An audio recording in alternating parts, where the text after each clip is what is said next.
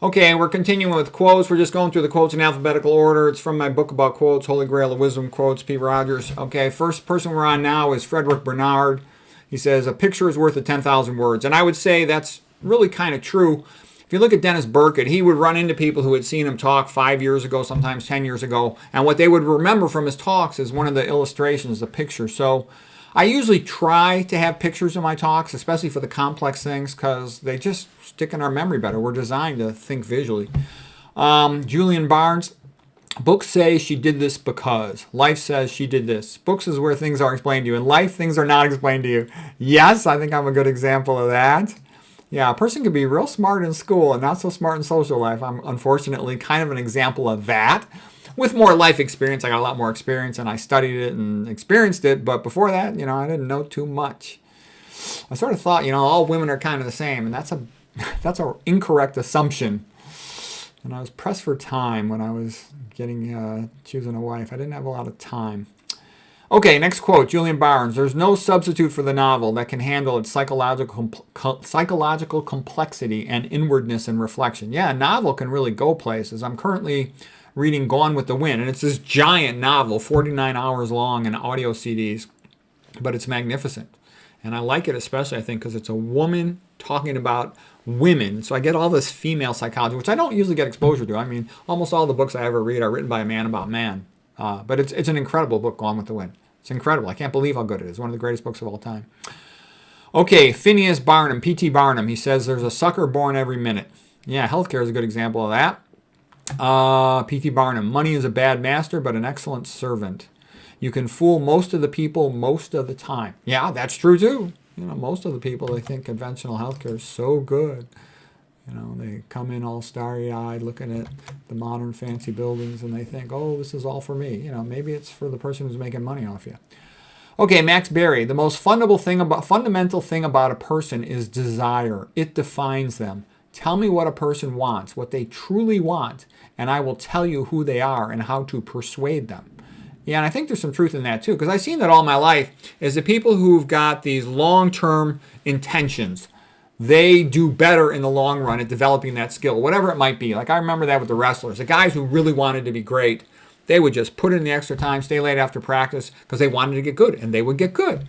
And I've also seen it in academics, the people who really wanted to master a subject, not just get a grade, but really learn the subject, in the long run, they would do better because they keep on retaining the material versus somebody else just learns something and forgets it if they're just doing it for the grade, for example. Okay, Sebastian Barry. I haven't really written my plays and my books. I've heard them. The stories are there already singing in your genes and in your blood. Yeah, I think there's a lot of truth in that. When you're starting to wake up in the morning, let's say it's on a weekend, you're going to try to write a book chapter or make a video or something. You sort of get the ideas in your head. What I always try to do is run downstairs and write them down. Or if I get an idea before I go to bed, I write it down right away so I don't lose it, because you got to write it down or you could potentially lose that idea. And quite often when you're taking a shower in the morning, it's like your subconscious mind figured it out overnight while you were asleep. And so the key is to just write it down quickly so you can preserve the idea. Okay, Karl Barth, the Protestant theologian. When we speak our virtues, we are competitors. When we confess our sins, we become brothers. Gratitude evokes grace like the voice and echo. Laughter is the closest thing to the grace of God. Okay. All right, let's see if he says anything interesting. It may be that when the angels go about their task of praising God, they play only Bach. I am sure, however, that when they are together, they play Mozart. Okay, very nice.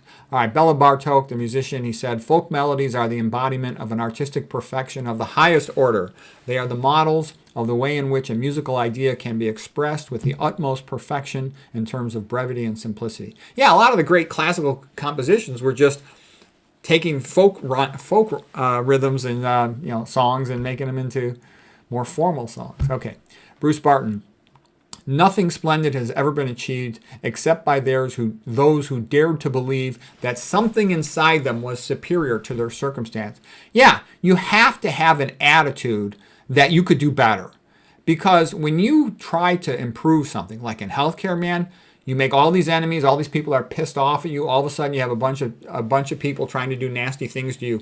So medicine is a bizarre thing. I would have never in a million years guessed that medicine was so money-minded and so absent of science. It's unbelievable how it is. My wrestling teammates were 10 times as intellectual as doctors are because they wanted to get good. If you don't get good, you get your butt kicked, okay? It really mattered. Whereas in medicine, all you got to do is do the standard of care and you get paid, and whatever happens to the patient, patients are irrelevant. They're just poor, ignorant peasants is sort of the attitude of the system towards them. Whether the patient does good or bad, that has nothing to do with how much you get paid. What determines how much you get paid is, have you followed the billing code? Have you met the requirements for the billing code? Okay, then you can't be sued and you get paid, all right? And then the bean counter wants you going faster, faster, faster. Okay, next quote by Bruce Barton. The essential element in personal magnetism is a consuming sincerity, an overwhelming faith in the importance of the work one has to do. Okay, well, in order to convince others, you have to believe it yourself in general if you want to be a good speaker. But I don't know if that's really true because there's tons and tons of BS artists on the internet, so they've got millions of views, okay? I tell the truth, and I get, 200, 300 views? Bernard Baruch. Millions saw an apple fall, but Newton was the only one who asked why. Yeah. That's rare that people ask why. I heard one definition of a genius is somebody who asks simple questions. Because a lot of times that's what it comes down to. Why is this person demented? Why did they get the diabetes? Kind of like an annoying kid. Keep asking why. And why do they have heart disease? And why are they impotent? And why do they have a cataract? And why do they have poor dentition? All was in the same patient. Okay, Jaques Barzun. He's the guy who wrote that book, From Dawn to Decadence. I enjoyed that. It's this big, giant book. Because I listen to the audio CDs. I'm in the car. I'm bored. And I'm in the car. He's a French historian. He lived to be about 105 years old.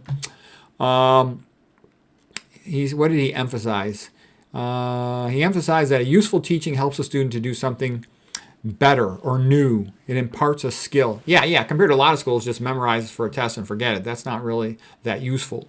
You know, when you want to look something up and learn it, it's usually because you want to use that knowledge. Okay, what are some other things Jaques Barzun has to say? He'll be our last person for tonight's video. Reading is the most important subject in school because all other intellectual powers depend on it. Yeah, reading is how you have immediate access to another time period, to the mind of another author.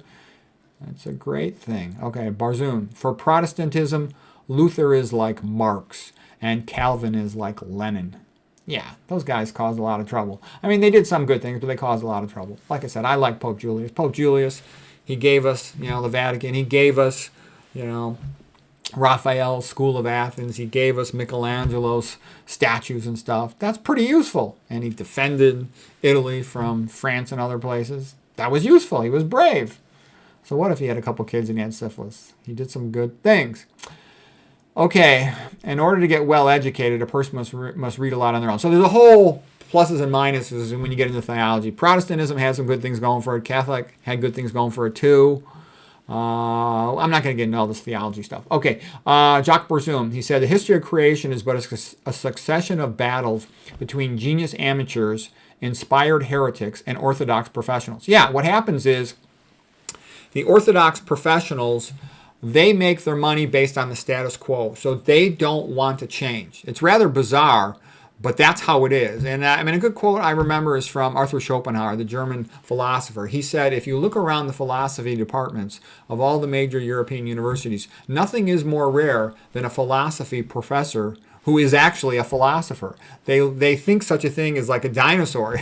No, they're not really interested in philosophy. They just like to teach, make their money, put on a little show, but they don't really care about philosophy. Okay. Yeah, that's the thing. You see, whenever you're in a sort of like a medical field or something, as soon as you start thinking well in a field and you develop the ability to improve things, all of a sudden people are pissed off because now you're changing the paradigm. Are they going to have to go learn more? Are they going to have to do something and not get paid for it? You're creating an annoyance for them. You're not helping them. The patient doesn't matter. That's the one thing, too. Patients need to know that no one cares about them. If a patient gets that into their mind that no one cares about them, then they can be more effectively use the system. Because sometimes the doctors do have valuable knowledge. Sometimes they got valuable tools, drugs, or whatever. But a lot of times it's just a sales pitch, and they need to be able to try to distinguish that. Okay, Jaques Barzun. It is a noteworthy feature of 20th century culture that for the first time in over 1,000 years, the educated class is not expected to be at least bilingual. Formal education makes people biologically stupid. Okay, that's kind of like the joke that the more smart a girl is in school, the more stupid she is biologically, in the sense that I know lots and lots of really nice doctor ladies who never got married, who never had kids, and it's like, what were you, why not? But, I can't ask them too many personal questions. I don't want to annoy them, but it is a big mystery, and I've never solved it, and there's a lot of them. Okay, Jacques Barzun, one does not teach a subject, one teaches how to learn it. Yeah, to a large extent that's true. You sort of model how nice it is to know the material, and here's a quick way to get information, and then they can follow along if they want. In the end, a person has to make up their mind they want to get educated. Okay, Dawn to Decadence. The Catholic worshiping of saints is a form of polytheism. Not really, Jacques. Okay, not a very Catholic French thing to say there. The people will pray to the saint, and the gist of it is that they're like asking the saint as a favor, with the implication being maybe he's got more access to God than I do, and he can ask God for a favor, and they're scared to ask God directly, because if they ask God directly and he says no or doesn't answer, then they're screwed, versus if the saint doesn't seem to get any results, they can pray to some other saint. That's sort of the logic of that. But it created a lot of nice things. All the saints' days, the feast days, the community. We don't have that. Nowadays, there's nothing. There's nothing. There is no community. Without the church, without the Catholic school or whatever, there is no community. Nobody knows anybody. Back when I was young, there was a Catholic school. Everybody, tons and tons of people had kids. I never had to go more than a block away to find a whole bunch of kids to play sports and stuff with. Nowadays, people have to drive to have a play date for their child to have a friend to play with because there's hardly any kids. Okay, PC does not legislate, tolerance. It only organizes, TRED. Okay, then he says Darwinism was a new reformation. Well, the thing about Darwinism, a lot of people just say, oh, well, Darwin was obviously right. No, he's not. Darwin was right to the extent that up to about the family level, the concept of evolution and survival of the fittest and all that can help explain a small amount of variety. There's different types of dogs when you breed dogs, okay? But you can't turn a dog into a cat. You can't turn a dolphin into a dog. The differences between the higher levels of, animal groups are much bigger than is widely recognized. And the idea that we're like a chimp is totally, totally exaggerated.